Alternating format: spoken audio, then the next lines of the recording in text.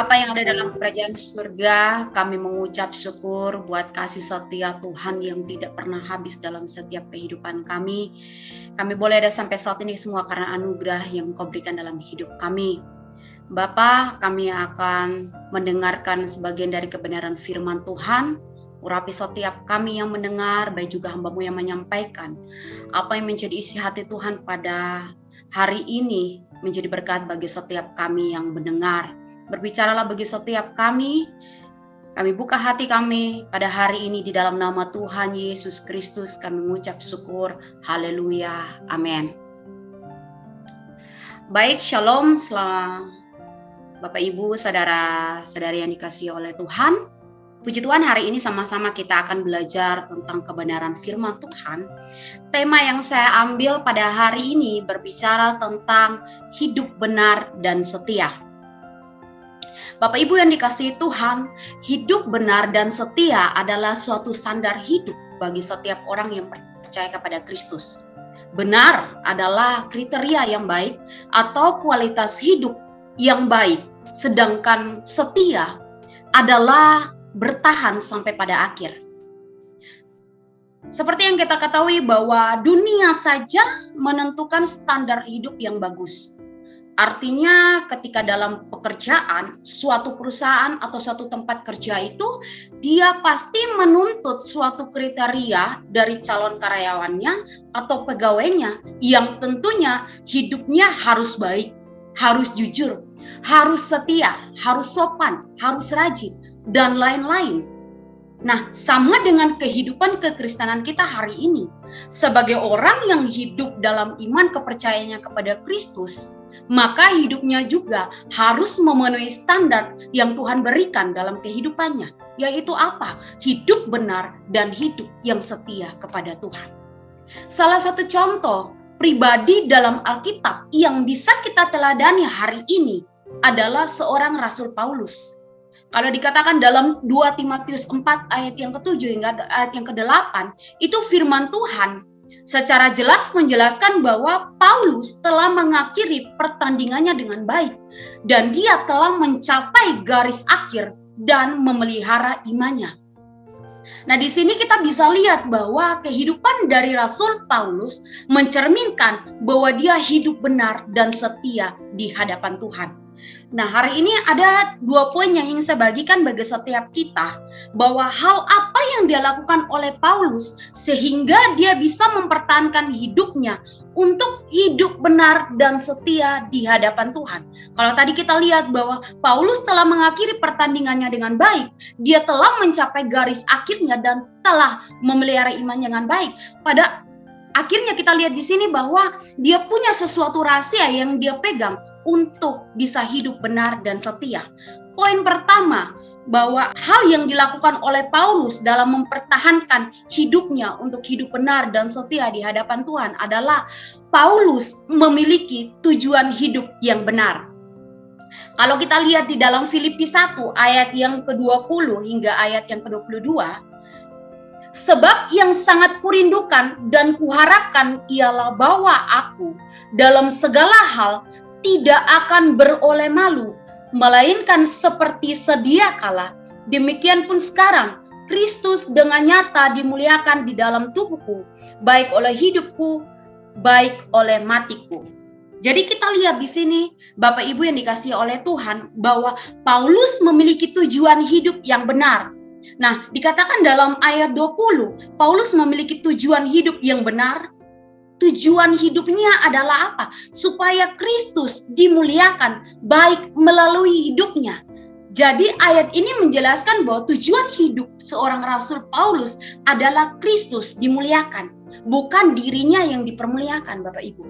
Nah, kita lihat di sini bahwa kita semua tahu, yakin, pasti, kita semua ini punya tujuan.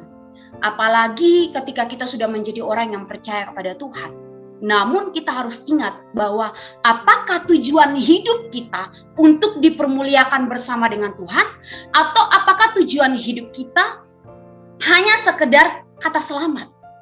Nah, banyak orang percaya hari ini memiliki tujuan yaitu ke surga. Tapi permasalahannya hari ini Bapak Ibu, permasalahannya adalah tujuan tersebut tidak ditunjang dengan dimilikinya gaya hidup seorang yang hidupnya surgawi oleh anak Tuhan. Jadi kita lihat di sini bahwa tujuannya kalau kita mau ke surga, tapi gaya hidup kita tidak surgawi, tidak mau dipakai, kita akan jadi seperti orang yang hidupnya tidak akan pernah sampai pada tujuan itu. Sebaik apapun tujuan yang kita miliki hari ini, tapi jika kita tidak dilakukan dengan semaksimal mungkin, maka kita tidak akan pernah bisa tercapai tujuan tersebut. Orang yang rohaninya tertidur tidak akan pusing dengan arah tujuan hidupnya. Tetapi ketika dia mulai sadar, dia bangun dari kematian rohaninya dan mau bergerak maju, maka terlebih dahulu ia harus mengetahui arah tujuan hidupnya. Seseorang yang sadar akan keadaannya dan kerohaniannya mulai bangkit, tapi ia tidak pernah mengetahui arah tujuan hidupnya, maka yang terjadi adalah ia akan terus berputar pada tempatnya. Tidak mengalami pertumbuhan rohani Bapak Ibu. Karena apa? Ia tidak mengerti, tidak mengetahui arah tujuan yang jelas hidupnya itu seperti apa. Jadi kita lihat di sini bahwa setiap keputusan atau perbuatan apapun harus kita teliti baik-baik.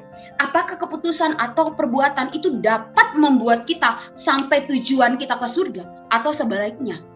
Keputusan atau perbuatan itu menjadi batu sandungan bagi kita untuk sampai ke surga. Nah, hari ini kita lihat Bapak Ibu, banyak orang dalam kehidupannya sering kali tidak bisa mempertahankan standar hidupnya yang diberikan Tuhan. Karena apa Bapak Ibu? Tujuan standar hidup yang dia bangun adalah salah. Tujuannya untuk mempermuliakan dirinya sendiri. Tujuannya agar supaya apa? Dia dikenal orang. Akhirnya dia tidak sampai kepada tujuan itu. Maka hari-hari ini hati-hatilah dengan setiap apa yang menjadi tujuan kita hari ini. Belajar seperti seorang Rasul Paulus, bahwa ketika dia mengenal Tuhan, ketika dia hidup di dalam Tuhan, maka dia harus punya suatu keputusan dalam kehidupannya bahwa dia harus memiliki tujuan hidup yang benar di hadapan Tuhan. Poin kedua, yang harus kita lakukan dalam setiap kehidupan kita hari ini, belajar dari Paulus ketika dia mempertahankan hidupnya benar dan setia di hadapan Tuhan. Yang kedua adalah dia harus memiliki prinsip hidup yang benar. Prinsip hidup yang benar kita lihat di ayat ke-21 hingga ayat yang ke-22 dikatakan bahwa karena bagiku hidup adalah Kristus dan mati adalah keuntungan. Tetapi jika aku harus hidup di dunia ini, itu berarti bagiku bekerja memberi buah. Jadi mana yang harus pilih, aku tidak tahu. Jadi kita lihat di sini Bapak Ibu, bahwa prinsip yang dimiliki oleh seorang Rasul Paulus adalah prinsip hidup yang benar. Dia memiliki prinsip hidup adalah untuk Kristus dan mati adalah suatu keuntungan bagi kehidupannya.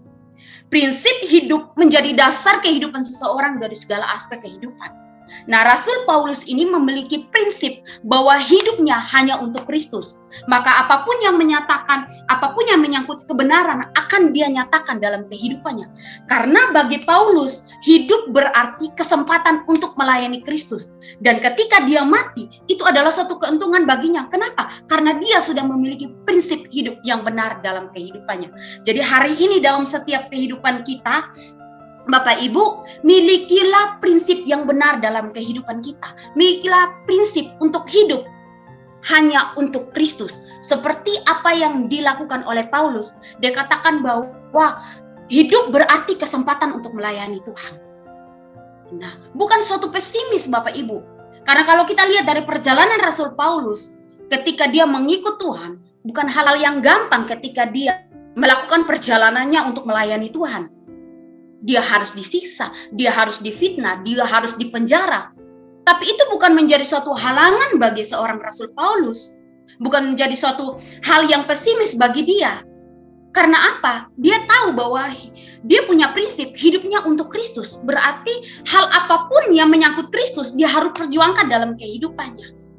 Apakah dia mengeluh ketika dia ada di penjara? Dia tidak pernah menyalahkan Kristus. Justru dalam masalah yang dia hadapi saat itu, dia memakai kesempatan yang diberikan untuk apa? Memberikan, menyatakan, memberitakan kebenaran itu. Karena Paulus tahu bahwa jika hidup, berarti dia harus, hidupnya itu berarti untuk bekerja dan berbuah. Makanya hal apapun yang dia lakukan pada saat itu, dia harus hidup, berbuah dan bekerja dalam kehidupannya. Nah, hari ini kita lihat berbeda dengan setiap kehidupan kita hari ini. Banyak setiap orang sudah kehilangan prinsip hidup yang benar. Prinsip yang tanpa disadari telah berubah dalam hidupnya. Berpindah kepada hal-hal yang menyenangkan hatinya. Berpindah kepada kebutuhan duniawi. Bapak Ibu, saya tidak katakan bahwa hidup kita itu tidak butuh uang. Hidup kita itu tidak butuh liburan. Hidup kita tidak butuh senang-senang. Kalau kita lihat secara realistisnya, kita butuh itu. Tapi ingat, itu bukan hal utama dalam prinsip kita. Karena ketika orang sudah tidak berprinsip benar di hadapan Tuhan, maka dia akan menjadi pribadi yang gampang meninggalkan Tuhan. Paulus memegang prinsip itu sehingga pada akhirnya dia hidup benar dan setia kepada Tuhan. Contoh dalam setiap kehidupan kita, Bapak Ibu, ketika suatu prinsip yang kita pegang hari ini, mungkin awalnya kita bangun dengan kita miliki prinsip untuk kita hidup kepada Tuhan. Tetapi dengan berjalannya waktu hari ini, kita digodai dengan segala keadaan yang ada, prinsip saya mulai berubah. Hari ini istilahnya dikatakan bahwa sebenarnya dikatakan bahwa makan untuk hidup, tapi kita tidak pakai hal itu, kita hidup untuk makan. Nah, sebenarnya yang harus kita sadari bahwa ketika kita hidup untuk uang, maka percayalah bahwa kita akan melakukan segala cara untuk bisa mendapatkan hal tersebut. Tidak penting hal itu dia dapatkan dengan hal-hal kotor, hal-hal yang mungkin di luar daripada jalurnya Tuhan. Tetapi karena prinsipnya telah berubah, maka itulah yang membuat hidupnya mengubah segala sesuatu yang mungkin pada saat itu untuk Tuhan telah berubah menjadi hamba uang, menjadi sesuatu hal yang kita lakukan untuk duniawi hari ini. Maka hari ini sadarilah prinsip hidup kita benar di hadapan Tuhan. Sadarilah apa yang menjadi kekurangan kita hari ini. Ubah setiap prinsip kita kalau kita dapati hari ini prinsip kita tidak benar di hadapan Tuhan. Kalau kita mau hidup benar dan setia, menjadi orang yang benar dan setia di hadapan Tuhan, maka milikilah prinsip hidup yang benar di hadapan Tuhan. 2 poin ini yang sudah saya berikan bagi setiap kita hari ini. Belajar untuk bisa hidup benar dan setia di hadapan Tuhan. Tidak gampang Bapak Ibu, tetapi belajar bagaimana untuk bisa mempertahankan kehidupan kita benar dan setia di hadapan Tuhan. Rubah tujuan hidup kita. Dan yang kedua adalah milikilah prinsip yang benar di hadapan Tuhan. Jangan ubah prinsip itu menjadi satu hal yang sia-sia dalam setiap kehidupan kita. Ini yang bisa saya sampaikan bagi setiap kita hari ini. Biarlah firman Tuhan memberkati kita pada hari ini. Mari kita tunduk kepala, kita mau berdoa di hadapan Tuhan. Bapa kami yang ada di dalam surga, yang kami kenal dalam nama Tuhan Yesus, kami berdoa agar setiap kami mempunyai hati yang taat kepada firman Tuhan.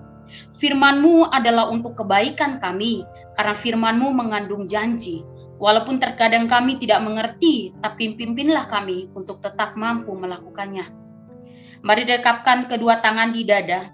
Jika saudara punya pergumulan, persoalan, tantangan di dalam karir, studi, keuangan, masalah keluarga, kesehatan, apapun juga, termasuk perjodohan, biarlah berkat Tuhan turun ke atasmu, dan kekuatan kasih Tuhan turun atasmu, dan percayalah Tuhan akan membukakan pintu-pintu berkat, serta damai sejahtera Allah menaungimu senantiasa.